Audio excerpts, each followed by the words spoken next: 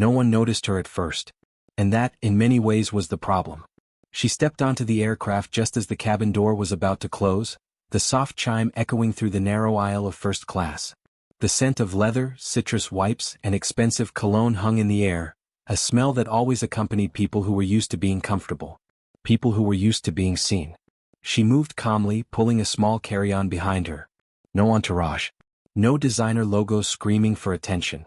Just a neatly pressed charcoal coat, sensible shoes, and a posture that suggested she knew exactly where she was going, even if she didn't care who noticed. C2A. Across the aisle, Grant Whitmore noticed immediately. Grant had the kind of awareness that came from believing the world was his. He noticed inefficiencies, mistakes, disruptions. He noticed when the wrong person entered the wrong space. His eyes flicked up from his phone, then narrowed. He scanned her once, head to toe, as though evaluating a purchase he didn't intend to make. His jaw tightened. "Is this first class now?" he said loudly, not bothering to look at anyone in particular. Or did they finally give up on standards? A couple of heads turned. Someone chuckled. Grant leaned back in his seat, stretching his legs into the aisle slightly, asserting territory the way men like him always did. He wasn't drunk. He wasn't angry. He was comfortable. And comfort, when mixed with entitlement, had a way of turning into cruelty. The woman paused for a fraction of a second, adjusting her bag into the overhead compartment. She heard him. Of course she did. Everyone did. She didn't react. Grant smirked. "You can always tell," he continued, voice smooth, conversational, the kind of tone that made insults sound reasonable. Posture. Clothes. The way they move. Some people don't belong in certain spaces. The word came next, delivered lightly. Casually. Like it meant nothing. Poor. The cabin seemed to shrink. The woman turned slightly, just enough to meet the eyes of the flight attendant standing frozen a few steps away. The attendant's smile was rigid now, her hands clasped tightly together. She knew Grant Whitmore. Everyone in aviation knew Grant Whitmore. Investor. Donor. Boardroom power. The kind of man airlines bend around. The woman took her seat. Two-way. She fastened her seatbelt calmly, her movements precise, deliberate. She didn't look at Grant again. She didn't need to. But Grant wasn't finished. He leaned forward slightly, lowering his voice just enough to make it sound like a private joke, even though half the cabin could hear. "I mean, seriously," he said. "First class is supposed to mean something. Otherwise, what's the point of paying for it?" Someone 2 rows back raised a phone. The woman sat perfectly still, her gaze fixed on the oval window beside her. Outside, the sky was heavy with clouds, gray and unmoving. The kind of sky that looked peaceful until you flew through it. Grant exhaled through his nose, amused with himself. "What airline is this again?" he asked. "I should call someone." The flight attendant swallowed. "Sir," she said carefully, "can I offer you a drink before takeoff?" Grant waved a dismissive hand. "I'll drink once I'm not sitting next to this." He gestured openly now, no pretense of subtlety. That's when the woman finally looked at him. Her eyes were dark, steady, unreadable. Not angry. Not hurt. Assessing. "No problem," she said softly. Her voice was calm, controlled, carrying just far enough to be heard. "I'm fine where I am." Grant laughed, a short bark of sound. "Of course you are." The flight attendant hesitated. Protocol said de-escalate. Power said don't challenge Grant Whitmore. "Ma'am," the attendant said, lowering her voice, "would you mind stepping aside for just a moment?" Just a moment. Humiliation wrapped in politeness. The woman considered her for a second. Then she nodded once. "Of course." She stood. As she stepped into the aisle, a quiet beep sounded from the cockpit, unnoticed, insignificant, routine. The cabin recording system had just saved another segment. Grant leaned back, satisfied. "You see," he said, glancing around as if expecting agreement. "Problems solve themselves." The woman stood near the galley now, hands folded in front of her, eyes downcast. From the outside, she looked exactly like what Grant believed she was. Someone small, someone displaced, someone who knew her place had limits. What Grant didn't know, what no one on that plane knew, was that every insult, every word, every smug laugh was being captured. Not just on phones. On the aircraft's internal system. Stored. Time-stamped. Untouched. And as the engines roared to life and the plane began its slow crawl toward the runway, the woman glanced once at the cockpit door. Her expression didn't change. But something behind her eyes sharpened. Because this wasn't the first time a man like Grant Whitmore had underestimated her. It was just the first time he'd done it on record. The aisle felt narrower when she stepped into it. First class was designed to feel open, indulgent, wide seats, polished wood accents, soft lighting meant to soothe people who believed comfort was their birthright. But standing there now, just a few feet from her seat, the space felt constricting, almost claustrophobic. The flight attendant offered a practiced smile that didn't quite reach her eyes. "Thank you for your patience, ma'am," she whispered, gesturing toward the galley. "We just need a moment." "Just a moment." The woman nodded again, her expression neutral. She clasped her hands loosely in front of her and waited. Behind her, Grant Whitmore stretched his legs further into the aisle, reclaiming the space she had vacated as if it had always belonged to him. He adjusted the cuff of his tailored jacket and exhaled, satisfied. "That's better," he said. "Amazing what happens when people understand how things work." A few passengers shifted uncomfortably. Others pretended not to hear. That, too, was part of how things worked. The plane continued taxiing. The low rumble of the engines vibrated through the floor, a steady reminder that they were moving forward, whether everyone on board was ready or not. The woman glanced toward the galley window, watching the ground crew blur past. She didn't fidget. She didn't check her phone. She didn't look embarrassed. She waited. The flight attendant returned moments later, her smile tighter now. "Thank you," she said again. "We'll have you back in your seat shortly." Grant snorted softly. "Hopefully somewhere more appropriate." The attendant didn't respond. She leaned closer to the woman, lowering her voice even further. "I'm sorry about that," she murmured. "We just need to make sure everyone's comfortable." The woman met her gaze. "Everyone?" she asked quietly. The flight attendant hesitated. "Yes," she said, though the word lacked conviction. The woman nodded once more. "Of course." Grant watched the exchange with mild interest, like someone observing a problem he believed had already been solved. He pulled out his phone and typed a quick message, his fingers moving confidently across the screen. Unbelievable. Sitting next to a charity case in first class. Airline standards slipping. He sent it to a group chat labeled bored. A reply came almost immediately. "You should say something." Grant smiled. He looked up again, this time deliberately raising his voice just enough. "You know," he said, addressing no one and everyone at once, "this wouldn't happen if airlines enforced their own rules. First class used to mean excellence."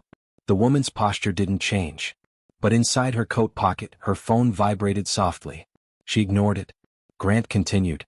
"Now it's all about optics. Letting anyone sit anywhere so they don't feel offended." The word anyone lingered in the air. The man across the aisle cleared his throat, uncomfortable. A woman a row ahead stared straight ahead, her lips pressed thin. The flight attendant shifted her weight from one foot to the other. She glanced toward the cockpit door, then back at Grant. "Sir," she said carefully, "we'll be ready for takeoff shortly." "Good," Grant replied. "I'd hate for this flight to be delayed over something so trivial." "Trivial?" The woman finally spoke again. "Is there a problem with the flight?" she asked, her tone calm, genuinely curious. Grant turned toward her, surprised she had spoken at all. "No," he said slowly, condescending. "Just with seating." She tilted her head slightly. "I see." Grant smirked. "Don't worry. These things have a way of sorting themselves out." He believed that. He believed systems worked for people like him. What he didn't know, what he couldn't see, was that a small indicator light inside the cockpit had switched from green to amber. The cabin recording system had flagged the interaction automatically, triggered by raised voices and prolonged disruption. Routine. Unremarkable. Until it wasn't. The captain glanced at the alert briefly, then dismissed it. Minor cabin issue. Nothing worth delaying departure. The woman returned to her seat when instructed, sliding back into 2A without comment.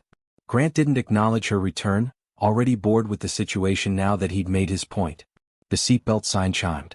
The plane began its final acceleration down the runway. As the aircraft lifted into the air, the woman closed her eyes for a moment, feeling the familiar pressure against her chest, the subtle shift as gravity loosened its grip. Grant raised his glass as the flight attendant finally brought his drink. "To standards," he said lightly, taking a sip. The woman opened her eyes. She looked out the window again, watching the ground fall away. In her lap, her phone vibrated a second time. This time she glanced down. One message. From an unknown number. "We've reviewed the preliminary cabin report. Please call when convenient." She locked the screen without replying. Not yet. Because she knew something Grant Whitmore didn't. The moment he'd thought was small, The insult he believed would evaporate at 30,000 feet had already landed somewhere else, and it was waiting. Grant leaned back, completely at ease.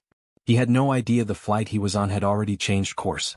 If this story is drawing you in, subscribing to Coziness Stories helps you enjoy more tales like this every time you return. Cruising altitude always changed Grant Whitmore. Something about the steady hum of the engines and the smooth certainty of forward motion made him feel untouchable. Suspended above weather, above cities, above consequences. 35,000 feet had a way of reinforcing the illusion that the world below existed to serve the people above it. He loosened his tie and checked his reflection in the darkened screen of his phone. Still in control. Still winning. The woman beside him sat quietly, hands folded in her lap, gaze fixed on the safety card she hadn't actually read. She hadn't put on headphones. She hadn't opened a book. She simply sat there, composed as if waiting for something. Grant noticed this. It irritated him. He hated when people didn't react the way he expected them to.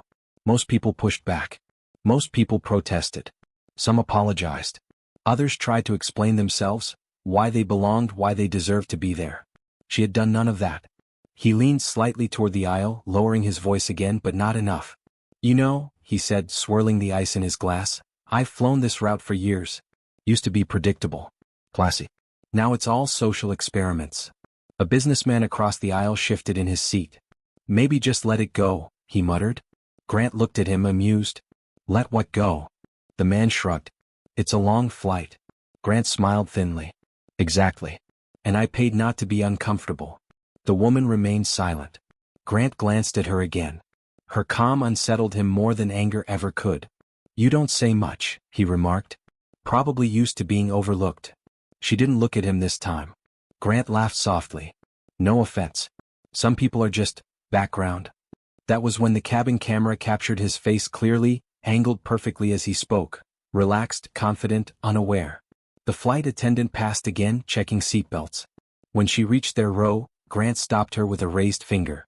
Can I ask you something? He said. Yes, sir. Is there a policy, he asked, about verifying first-class eligibility? The attendant blinked.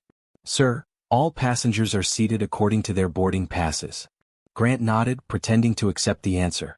Then he leaned back and added casually, because I'd hate for someone to be sitting here under false pretenses. The attendant glanced briefly at the woman, then back at Grant. There's no issue, sir. Grant raised his eyebrows. Are you sure?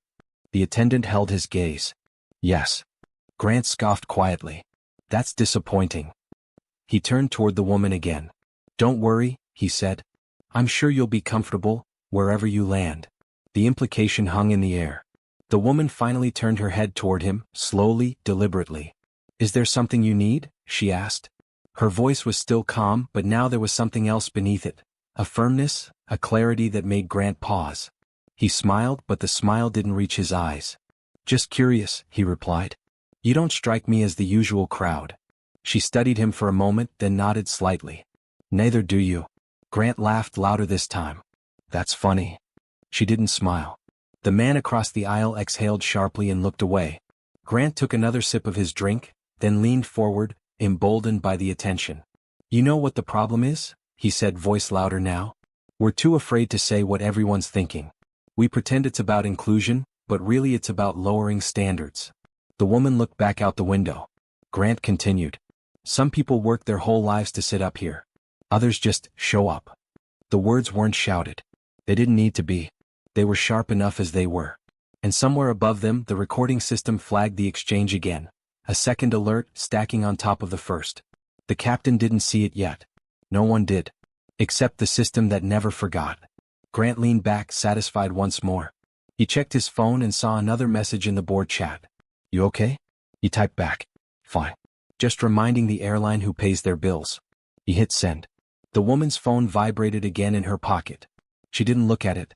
Instead, she reached into her bag and pulled out a small notebook, unmarked, plain. She opened it and wrote a single line, her handwriting neat and deliberate. Flight number. Seat. Time. Then she closed the notebook and slid it back into her bag. Grant didn't notice. He was too busy enjoying the sense of dominance he believed he'd reasserted. What he didn't realize was that with every sentence, with every offhand remark, he was building something far more permanent than reputation. He was building a record. One that wouldn't be shaped by memory or interpretation, only by playback. And when the flight attendant passed again, her expression had changed. Not fearful. Not apologetic. Concerned. She glanced toward the cockpit once more. Grant followed her gaze, frowning slightly. "What?" he asked. "Nothing, sir," she replied quickly. But her hands trembled just enough for the woman to notice. The woman met the attendant's eyes briefly. A look passed between them, something unspoken, something heavy. Then the attendant moved on. Grant shook his head, dismissing it. "People get too sensitive," he muttered. The woman said nothing. But inside something had shifted. This was no longer just about an insult. Grant had crossed a line, not because of what he felt but because of what he'd said. Repeatedly. On record. And as the plane continued eastward, cutting through a band of high clouds, Grant Whitmore remained blissfully unaware that somewhere far below, a system was quietly assembling a timeline with his name on it. Time-stamped. Index. Waiting. The first review happened in silence. No dramatic music. No urgent phone calls. Just a dimly lit compliance office tucked into the lower floor of the airline's corporate headquarters, far from the polished boardrooms and executive lounges where men like Grant Whitmore were used to being heard. It was nearly midnight. Elena Park rubbed her eyes and leaned closer to the screen, replaying the clip for the third time. She had been with airline compliance for 6 years, long enough to know the difference between routine cabin friction and something that carried weight. 90% of flagged recordings amounted to nothing. Raised voices, intoxicated passengers, misunderstandings resolved with apologies. This one felt different. The video froze on Grant Whitmore's face, his expression relaxed, confident as his voice filled the small room. Some people don't belong in certain spaces. Elena exhaled slowly. She scrubbed back 10 seconds. Played it again. The timestamp glowed in the corner of the screen. The system had flagged the exchange twice during the flight. Once during boarding, once after takeoff. 2 flags meant escalation.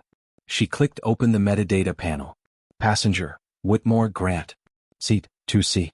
Status, Elite Tier/Corporate Partner. Elena's fingers paused on the mouse. Grant Whitmore. She leaned back in her chair. Every airline had a list, unofficial, unspoken, of names that came with instructions without ever being written down. High-value passengers. Investors. Board affiliates. Grant Whitmore was not just on the list. He was the list. Elena glanced at the other name on the screen. Passenger, Cole Amara. Seat, 2A. She frowned. The system highlighted the name in pale yellow. That was unusual. She clicked. Nothing obvious came up. No frequent flyer elite status. No special handling notes.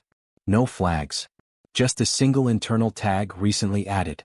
Do not auto-close. Elena's brow furrowed. She replayed the footage again, watching the woman stand calmly in the aisle while Grant spoke behind her. No shouting. No retaliation. No visible distress. And yet, the system had elevated the incident anyway. Why you? Elena murmured. She opened another window and pulled the passenger manifest. Her eyes flicked back to Amara Cole's name. Something about it felt out of place. She copied it. Pasted it into the internal search database. At first nothing came up. Then she widened the parameters. Board records. Archive financials. Legacy contracts. The loading bar spun. Elena waited. Then the screen populated. She leaned forward again, pulse quickening. That couldn't be right. She clicked the file. It opened slowly as if reluctant to reveal itself. Cole, Amara, Strategic Development Consultant, former. Project, Ares, Pre-merger Financial Architecture. Status, buyout completed, NDA sealed. Elena's breath caught. Ares. That was the airline's original financial backbone, the framework that had allowed it to scale, merge, and dominate regional routes years earlier. The project was legendary inside corporate circles. And heavily protected. Elena scrolled. There it was. A signature. Amara Cole. She stared at the screen, then back at the paused footage of the woman on the plane, standing quietly while Grant Whitmore talked about standards and belonging. Elena swallowed. She opened the compliance chat channel and typed carefully. E. Park, reviewing flagged cabin footage from Flight 882. Name involved, Grant Whitmore. Secondary passenger, Amara Cole. Please advise on escalation protocol. The response didn't come immediately, which was its own answer. She replayed the clip again, watching Grant's face, his relaxed posture, the way he gestured dismissively. Elena had seen powerful people lose control before. But this wasn't loss of control. This was confidence. The kind that assumed immunity. Her screen chimed softly. New message. Compliance lead. Do not take further action until morning. Preserve all footage. Lock access. Forward summary to legal. Elena's stomach tightened. She'd never seen those instructions attached to a cabin incident. Not once. She complied, tagging the files, encrypting the access logs, sealing the recording under legal hold. As she worked, she couldn't shake the image of the woman's face, calm, composed, untouched by the chaos around her. Not defensive. Prepared. Elena closed the final window and leaned back in her chair. Somewhere above the city, the plane Grant Whitmore had boarded earlier that day was landing, its passengers stretching, gathering bags, already forgetting the journey. Grant would leave the airport without a second thought. He would assume the moment had dissolved into the air, just another minor irritation handled by staff paid not to challenge him. He would be wrong. Because compliance had noticed. Legal had been notified. And somewhere behind layers of contracts and sealed agreements, the name Amara Cole had resurfaced, quietly, deliberately, like something that had been waiting for the right moment to be remembered. Elena shut down her computer. As the screen went dark, she whispered to herself, barely audible. Oh, no. Stories feel better when shared. Subscribe to Coziness Stories and join a space made for quiet moments and deep stories. Grant Whitmore disembarked like a man who had won something. He didn't rush. He never did. Rushing was for people who felt late or unsure or small. Grant adjusted his jacket as he stepped into the jet bridge, nodded once at the flight attendant without really looking at her, and checked his phone. 3 missed emails. 2 calendar reminders. 1 message from his assistant marked urgent. He ignored the message. The airport buzzed around him, rolling suitcases, overlapping announcements, the dull chaos of people moving with purpose. Grant moved through it untouched, instinctively following the fastest lane, the shortest line, the quiet corridor reserved for people whose names unlocked doors. Outside, a black sedan waited at the curb. Mr. Whitmore, the driver said, opening the door. Grant slid into the back seat, already dialing his assistant. Next time, he said without greeting, don't book me on flights where the standards are slipping. There was a pause on the other end of the line. I'll note it, his assistant replied carefully. Sir. Legal flagged something from today's flight. Grant scoffed. Of course they did. They want to schedule a brief call. Grant waved a hand even though no one could see it. Tomorrow. I have meetings. Another pause. They said it's time sensitive. Grant leaned back against the leather seat, irritation flashing across his face. Everything's time sensitive when people don't know how to prioritize. Tell them I'll call when I'm free. He ended the call. The car pulled into traffic, merging smoothly, the city skyline rising ahead of them like a monument to ambition. Grant smiled faintly. He liked cities like this, places built by men who understood power. He checked his phone again. The group chat lit up with messages. How was the flight? Still king of the skies? Grant typed back. Minor annoyance. Nothing worth remembering. He meant it.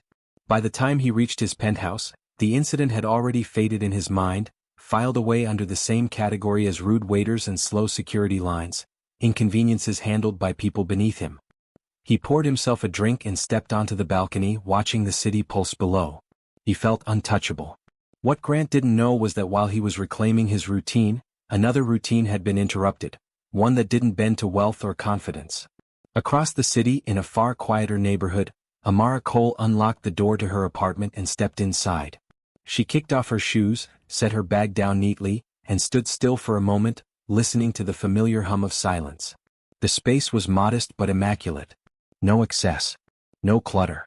She moved to the kitchen and poured herself a glass of water, then sat at the small dining table by the window.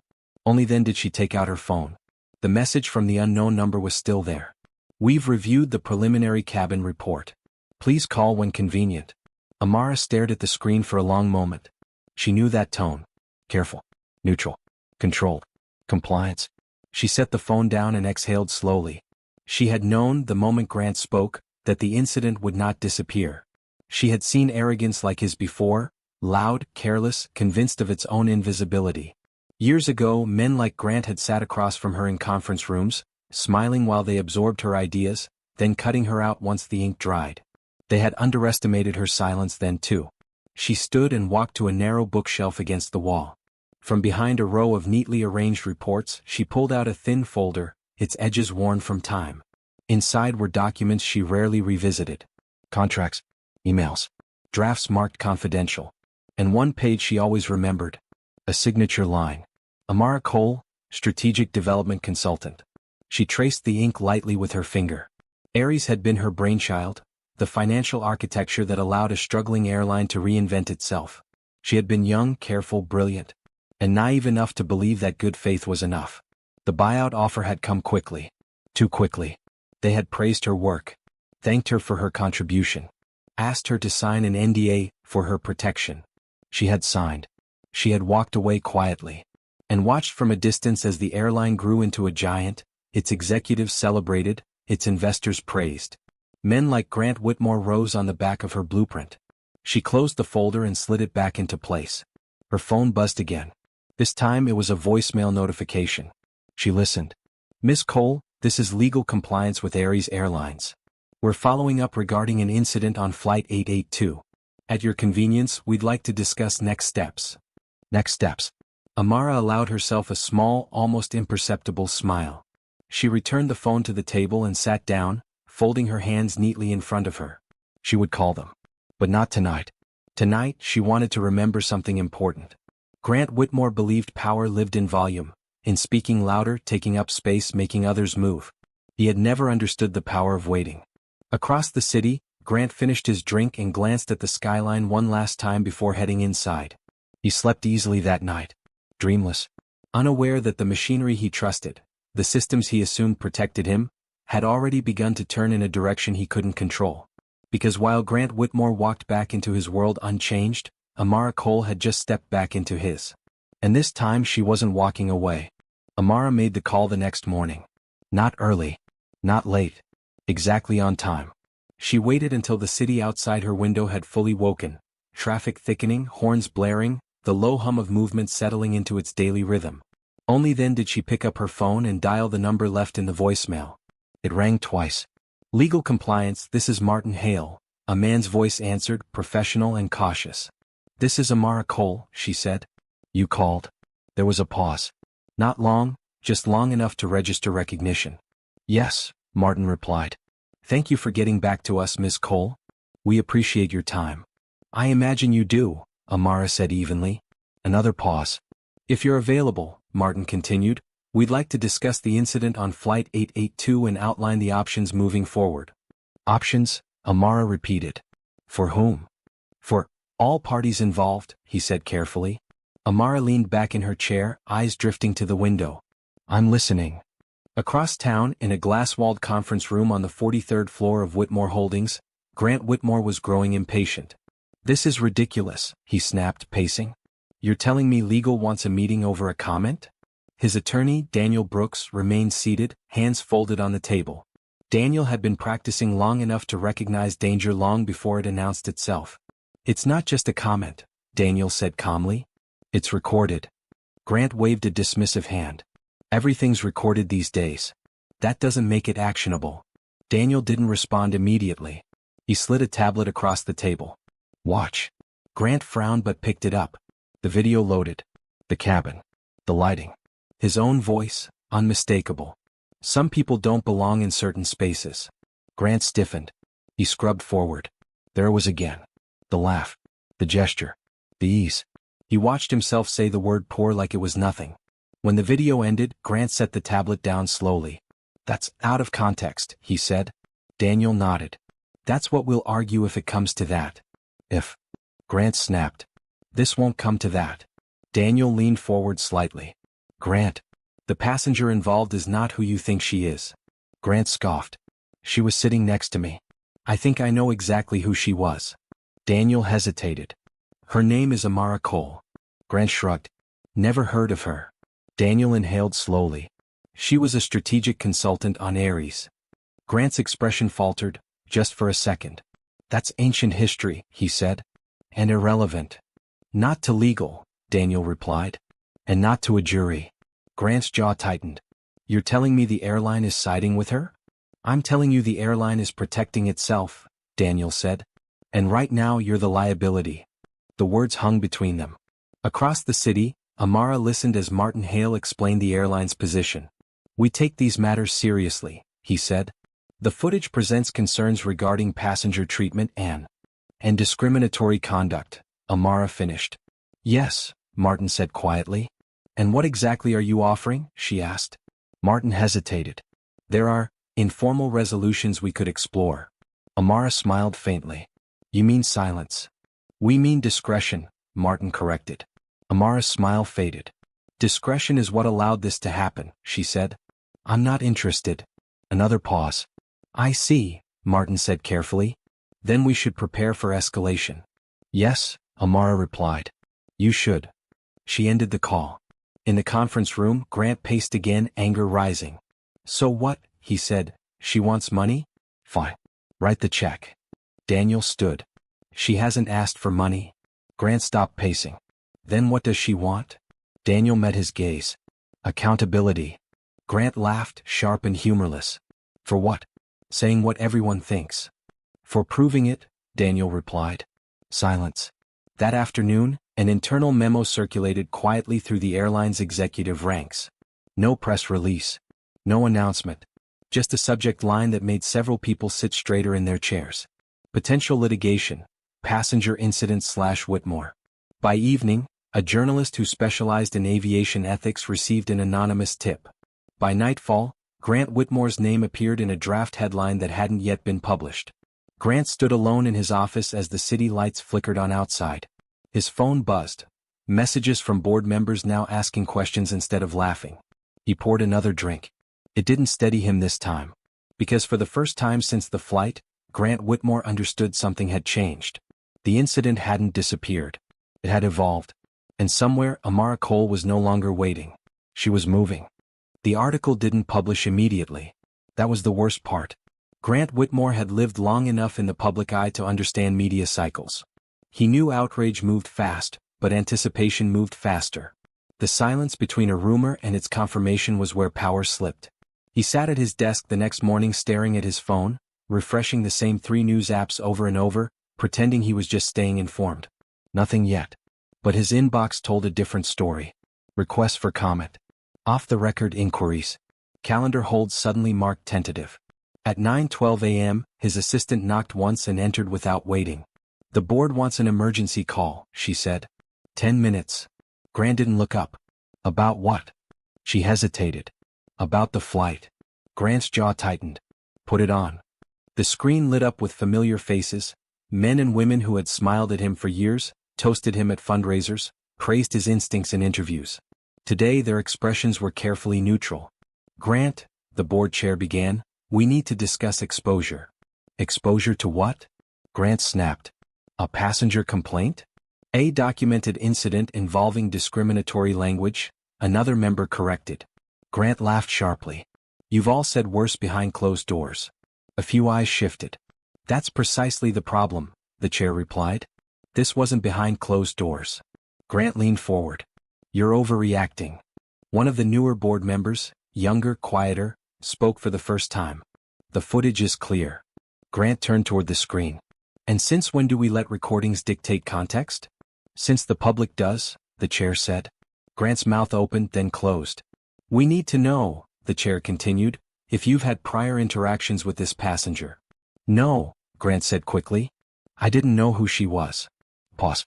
That's not what legal is telling us, the chair replied. Grant froze. Across the city, Amara Cole sat in a conference room that smelled faintly of old paper and fresh coffee. 2 attorneys sat across from her. One from a civil rights firm, the other a quiet, razor-sharp litigator with a reputation for dismantling corporate defenses piece by piece. We're not rushing this, the litigator said. We're building it. Amara nodded. I'm not interested in spectacle. Good, the attorney replied. Because the truth is stronger. They laid out the strategy slowly, deliberately. Not just a discrimination claim. A pattern. Grant Whitmore wasn't being sued because he'd said one thing on one flight. He was being sued because that moment revealed a belief system. One that intersected with his power, his influence, and his role in shaping corporate culture. We'll subpoena internal communications, the attorney said. Board chats. Emails. Any language that supports the behavior. Amara folded her hands. They'll fight. They always do, the attorney replied. But they fight harder when they're scared. Back at Whitmore Holdings, Daniel Brooks closed the conference room door behind Grant. "They know about Ares," Daniel said quietly. Grant spun around. "That has nothing to do with this."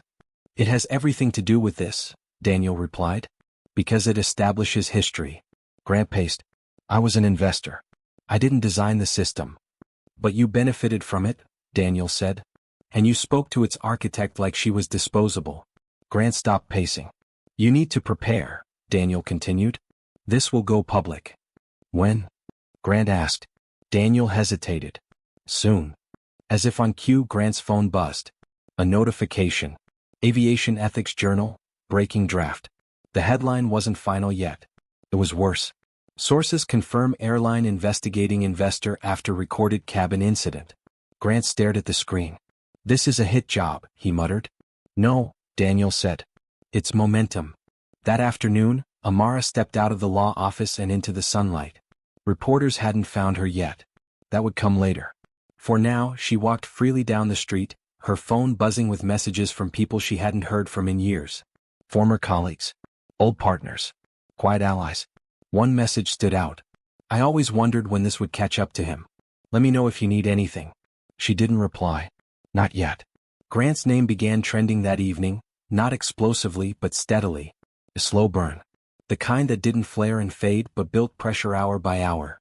Pundits debated tone versus intent. Commentators argued context. Grant watched interviews where people spoke about him like he wasn't listening. For the first time, he understood what it felt like to be discussed instead of deferred to. Late that night, he poured another drink and stared at the city again. He told himself this would pass. That money always won. That systems protected their architects. He didn't see the second article publish, the one that connected Amara Cole's name to Ares. By morning, everyone else would. And when they did, the narrative would shift. Not from what he said, but from who he said it to. You're listening to Coziness Stories. Subscribe now so you don't miss the next story waiting for you. The headline went live at 6:03 a.m. Not prime time. Not dramatic. Just early enough to catch executives before their first meeting and journalists before their second coffee. Billionaire investor recorded insulting passenger, lawsuit imminent. Grant Whitmore saw it on his phone before he saw it anywhere else. He was still in bed, the city barely awake, the skyline washed in pale gray light. For a moment he thought he was still dreaming, that half-aware state where the mind plays tricks. Then his phone buzzed again. And again. And again. Missed calls. Texts marked urgent. Emails stacking faster than he could read them. He sat up slowly, his chest tightening. The article wasn't sensational. That was the most dangerous part. It quoted directly from the footage. No commentary. No exaggeration. Just his words. Some people don't belong in certain spaces. You can tell who's poor just by looking. Grant scrolled. There was a still image from the video, his face mid-sentence, relaxed, confident. Not angry. Not defensive. Certain. The caption beneath it read, "Recorded aboard Flight 882. Grant's stomach dropped. By 6:30 a.m., 3 more outlets had picked it up. By 7 o'clock, the story had a name. The first-class incident. At 7:15, his assistant called again. "Grant," she said, breathless. "The board has convened without you." "What?" he snapped. "They said they'll loop you in later." "Later?" Grant said. "I'm the one they're talking about." "I know," she said quietly. "That's why." Grant ended the call and stood, pacing the length of his bedroom. He tried to think like he always did, strategically, unemotionally. This was a PR issue. PR could be managed. He dialed Daniel Brooks. "They went public," Grant said. "I know," Daniel replied. "We're drafting a statement." "No," Grant said sharply. "We're not apologizing." Daniel sighed. "Grant." "An apology admits guilt," Grant interrupted. "We express regret for misunderstanding." Daniel paused. "That language won't hold." Grant stopped pacing. "I don't need it to hold. I need it to quiet things down." Daniel didn't answer right away. "Grant," he said finally, "this isn't quieting down." Across the city, Amara Cole watched the same headlines appear, calmly, steadily, as she drank her coffee. She had known this moment would come. She had also known how it would feel. Not triumphant. Not vindicated. Heavy. Her phone buzzed with messages she didn't open. She turned on the television instead. A news anchor spoke with measured seriousness. "This incident has raised broader questions about power, accountability, and the treatment of passengers. The screen cut to a legal analyst. The critical factor here isn't just the language, the analyst said. It's the recording. And who the plaintiff is. Amara muted the TV. She didn't need to hear the rest. By mid-morning her name was out. At first, it appeared only in the longer articles, the ones written by journalists who had time to dig. Amara Cole, architect of Ares financial model. Screenshots of old conference programs surfaced. Archived interviews. A grainy photo from years ago, Amara standing at the edge of a stage half-lit, overlooked even then. The narrative shifted. This was no longer about a random passenger. It was about erasure. And the irony was impossible to ignore. Grant Whitmore arrived at his office to find protesters outside. Not many, a dozen, maybe 15, holding signs that read, "Words have consequences. Recordings don't lie." Grant walked past them without looking. Inside, the atmosphere had changed. People avoided his gaze. Meetings were postponed. Lunches canceled. Doors closed more softly than before. Daniel met him in his office. "They're framing this as systemic," Daniel said. "Not personal." Grant laughed bitterly. "It feels personal." Daniel didn't disagree. "They've officially filed," he added. Grant froze. "Already?" "Yes." Grant sank into his chair. The lawsuit was thick, meticulously structured. Not emotional. Precise. Discrimination. Hostile environment. Abuse of influence. And one line buried halfway through that made Grant's hands tremble. Pattern of conduct. "They're alleging this isn't an isolated incident," Daniel said. Grant looked up sharply. "It isn't." Daniel nodded. "They know." Grant leaned back, staring at the ceiling. Across town, Amara sat with her attorneys as they watched the filings spread. "You're prepared for what comes next?" one asked. "Yes," Amara said. "They'll attack your credibility." "I've lived with that my whole career," she replied. "They'll say you waited too long." Silence wasn't waiting, Amara said. It was watching. The attorney smiled faintly. "Good answer." By evening, the airline released a statement. Neutral. Carefully worded. They condemned discriminatory behavior. They pledged cooperation. They did not name Grant Whitmore. Grant read it 3 times. They hadn't defended him. That night, alone in his penthouse, Grant watched a clip replayed endlessly on cable news. His own voice. His own laugh. Frozen in time. He muted the TV. For the first time since the flight, Grant Whitmore felt something unfamiliar. Not anger. Fear. Because the story was no longer about whether he was right or wrong. It was about whether the world still believed he mattered more than the truth. And in a quiet apartment across the city, Amara Cole closed her laptop and turned off the lights. Tomorrow she would step into a courtroom. And everything would finally be said out loud. The courtroom was already full when Grant Whitmore arrived. Not just reporters this time, observers, legal analysts, former colleagues who claimed neutrality but came to witness history. The kind of audience that didn't cheer or jeer, but watched closely, waiting to see which way gravity would fall. Grant felt it the moment he stepped inside. The air was different. Courtrooms didn't bend the way boardrooms did. Titles mattered less here. Money mattered only if it could be proven, itemized, justified. He took his seat at the defense table, his posture rigid, his expression carefully neutral. Daniel Brooks leaned in and murmured reassurances, but Grant barely heard him. Across the aisle, Amara Cole sat quietly beside her attorneys. No cameras pointed directly at her yet. That would come later. For now, she watched Grant with the same calm attention she'd shown on the plane. Not hostile, not triumphant. Observant. The judge entered and the room rose.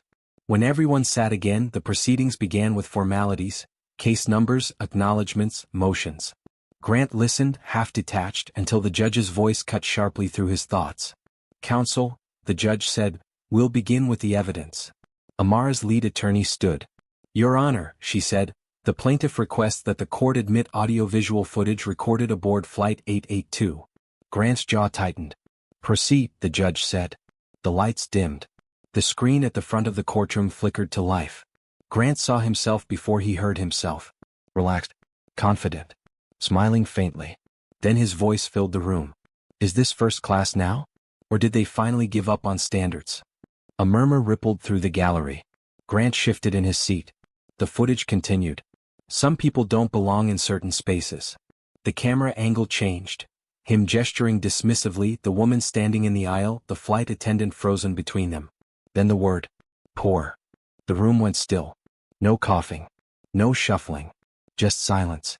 Grant stared straight ahead, his face flushed. The video ended. The lights came back on. The judge looked down from the bench, expression unreadable. "Mr. Whitmore," the judge said, "is that your voice?" Grant cleared his throat. "Yes." "And were those statements made by you?" "Yes," Grant replied stiffly. "Do you dispute their accuracy?" Grant hesitated. Daniel leaned in, whispering urgently. "No," Grant said finally. "I don't dispute that the words were spoken." The attorney rose again. "Mr. Whitmore," she said, approaching the stand, "you've testified that these comments were taken out of context. Please explain the context in which calling a fellow passenger poor was appropriate." Grant's jaw clenched. "I wasn't referring to her as a person," he said carefully. "I was commenting on standards." A ripple of disbelief passed through the courtroom. "Standards," the attorney repeated. "Based on what?" "Experience," Grant said. "Patterns. And what patterns would those be?" Grant hesitated just a fraction too long. "Mr. Whitmore," the attorney pressed, "had you ever met Miss Cole before that flight?" "No." "Did you know her background?"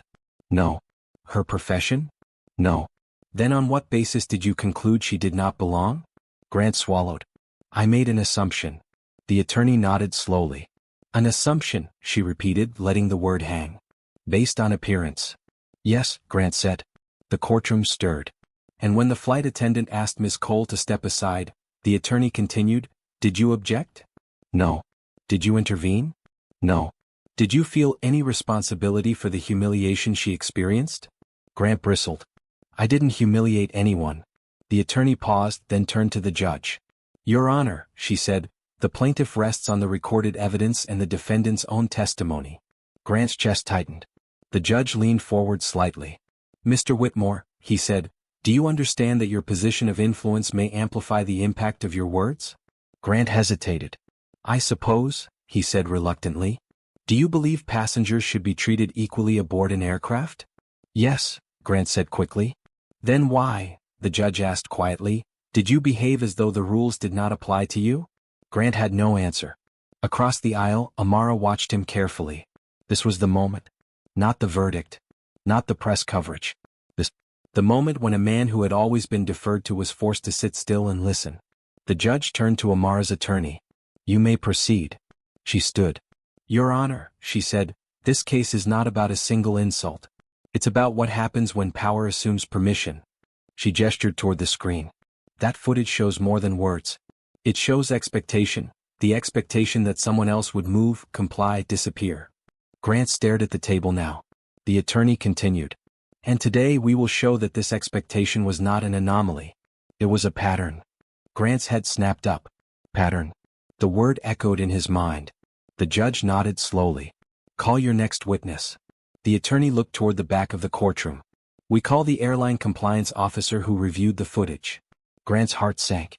Because he realized in that moment that the case wasn't narrowing. It was widening. And once widened, it would never close again. If this story is drawing you in, subscribing to Coziness Stories helps you enjoy more tales like this, every time you return. Elena Park had never testified in a courtroom before. She sat upright in the witness chair, hands folded neatly in her lap, eyes forward. She had rehearsed this moment in her head dozens of times. Every question, every pause, every possible trap. But nothing prepared her for the weight of the room. The judge nodded toward her. "State your name and position for the record." "Elena Park," she said clearly. "Senior Compliance Officer, Aries Airlines." Amara's attorney stood. "Ms. Park," she began, "can you explain your role in reviewing cabin incident footage?" "Yes," Elena replied. "I oversee flagged recordings generated by the airline's onboard monitoring systems." "And what triggered the review of Flight 882? Elena took a breath. "Multiple automatic flags for prolonged passenger disruption and discriminatory language indicators." Grant's attorney shifted in his seat. "Was this unusual?" the attorney asked. "Yes," Elena said. "Most incidents are flagged once. This one was flagged twice during the same flight." "And why does that matter?" the attorney pressed. "It indicates escalation," Elena replied. "A pattern, not a moment." A murmur rippled through the courtroom. Amara's attorney stepped closer. "Ms. Park, when you reviewed the footage, did anything stand out to you beyond the language used?" "Yes," Elena said. The expectation of compliance. She glanced briefly toward Grant, then back to the judge. The defendant spoke as though removal or displacement of the plaintiff was inevitable, as though the system would respond to his discomfort. And did it? The attorney asked. Yes, Elena replied quietly. Initially. Grant's jaw tightened. The attorney nodded. What happened next? Elena swallowed. When I pulled the passenger manifest, the plaintiff's name was internally flagged. Flagged how? As non-routine, Elena said. As requiring review before closure. Why? Elena hesitated, then answered. Because Ms. Cole was previously associated with a protected corporate project. Grant's head snapped up. The attorney turned toward the judge. Your Honor, may we enter Exhibit 14? Proceed. A document appeared on the screen. Ares, Peri-merger financial architecture. Grant felt the room tilt. Ms. Park, the attorney said, can you explain what Ares represents? It's the financial framework that allowed Ares Airlines to scale after near bankruptcy, Elena said. Without it, the airline would not exist in its current form. And who designed it? Elena met the judge's gaze. Amara Cole. The courtroom erupted. Gasp. Whispers. Cameras clicking furiously. Grant stared at the screen, disbelief washing over him. The attorney let the noise die down before continuing. Ms. Park, when you realized the defendant had verbally degraded the architect of the airline's foundational system, what did you do? I escalated immediately to legal, Elena said, and locked the footage. Why lock it? Because, Elena said evenly, we recognize the gravity. Grant's attorney rose. Objection, relevance. The judge didn't hesitate. Overruled. The attorney turned back to Elena. Ms. Park, she said, did you find any other records involving the defendant and discriminatory conduct? Elena nodded. Yes. Grant's chest tightened. We identified internal communications, Elena continued, where the defendant made disparaging remarks about passengers, staff and partners he perceived as out of place. The attorney raised an eyebrow. How many? Elena swallowed. Enough to establish a pattern. Grant felt heat creep up his neck. The judge leaned forward. Ms. Park, did the airline take any action regarding these findings? Yes, Elena replied. We initiated policy review and removed the defendant from advisory consideration pending outcome. Grant's attorney shot to his feet. Your Honor. Sit down, the judge said sharply. The room fell silent. Grant sat frozen. For the first time, something fundamental cracked. This wasn't about perception anymore. This was documentation. Records. Systems that didn't care who he was. Amara watched quietly as the last of Grant's defenses collapsed. She didn't feel joy. She felt relief. Because the truth was no longer hers alone to carry. The judge addressed the courtroom. This testimony establishes not just an incident, he said, but a systemic misuse of influence. He looked directly at Grant. Power, the judge continued, does not grant permission to demean. Grant lowered his eyes. Outside the courthouse, reporters scrambled. Inside, the foundation of Grant Whitmore's public life was being dismantled piece by piece. And still, the most devastating moment hadn't arrived yet. Because next, the court would hear from Amara Cole herself. Amara Cole took the stand without ceremony. No dramatic pause. No visible nerves. Just a quiet composure that settled over the courtroom like gravity. She swore the oath, took her seat, and folded her hands neatly in front of her. The room leaned in. Ms. Cole, her attorney began gently, can you describe what happened on Flight 882 from your perspective? Amara lifted her eyes toward the jury. I boarded the plane, she said evenly. I took my assigned seat. I said nothing to anyone. She paused. Then I was told, loudly, that I didn't belong. There was no embellishment in her voice. No accusation. Just fact. When you were asked to step into the aisle, the attorney continued, how did that make you feel? Amara considered the question carefully. It wasn't new, she said. What made it different was the certainty behind it. The courtroom was silent. Certainty? The attorney echoed. Yes, Amara replied. The certainty that if he spoke, the system would move. And it did. She glanced briefly toward Grant, not with anger but clarity. I wasn't hurt because of the word he used, she continued. I was hurt because everyone else froze. Because the assumption was that I would comply. Grant stared straight ahead. The attorney nodded. Why didn't you respond? Because I've learned that reacting rarely changes systems, Amara said. Documentation does. A ripple passed through the jury. When you later learned the incident had been recorded, the attorney asked, "What did you hope would happen?" Amara inhaled slowly. "I hoped the truth would be allowed to stand without interpretation. No further questions." Grant's attorney rose hesitantly. "Miss Cole," he said, "isn't it true you had prior business ties to the airline?" "Yes." "And that you benefited financially from those ties?" "Yes." "So this lawsuit isn't really about the flight," he pressed. "It's about money." Amara met his gaze. "No," she said calmly. "It's about being erased twice, once in a boardroom and once in public." The attorney faltered. "No further questions," he said. The judge leaned back, studying Amara for a long moment. "You may step down," he said. As Amara returned to her seat, something in the room shifted. Not sympathy. Respect. The judge addressed the jury. "You have heard testimony. You have reviewed evidence. You have seen recordings that require no interpretation." He paused. "This court does not exist to decide who belongs where based on wealth, appearance, or power." He looked directly at Grant Whitmore. "It exists to ensure that no one is above accountability." The jury deliberated less than 3 hours. When they returned, Grant stood. The foreperson's voice was steady. "We find the defendant liable." The words landed without drama. Grant exhaled sharply as if something had been knocked loose inside him. The judge didn't waste time. "This court orders damages," he said, "and mandates corrective action beyond compensation." He listed them carefully. Public acknowledgement. Removal from advisory positions. Mandatory ethics review. Institutional reform oversight. Grant listened in silence. When it was over, he sat back down, smaller somehow, not because of punishment but because illusion had finally left him. Outside the courthouse, cameras flashed. Reporters shouted questions. Amara exited through a side door. No statement. No victory speech. She paused once on the courthouse steps, looking up at the sky, open, vast, indifferent. For the first time in a long while, she felt light. Weeks later, policies changed. Airlines updated procedures. Recording systems became transparent safeguards. Training emphasized dignity over deference. Grant Whitmore resigned quietly from boards that once praised him. His name faded from headlines. But the footage didn't. And neither did the lesson. Months later, Amara boarded another flight. Same airline. Same seat. No comments. No looks. Just a quiet nod from the flight attendant, not apologetic this time. Respectful.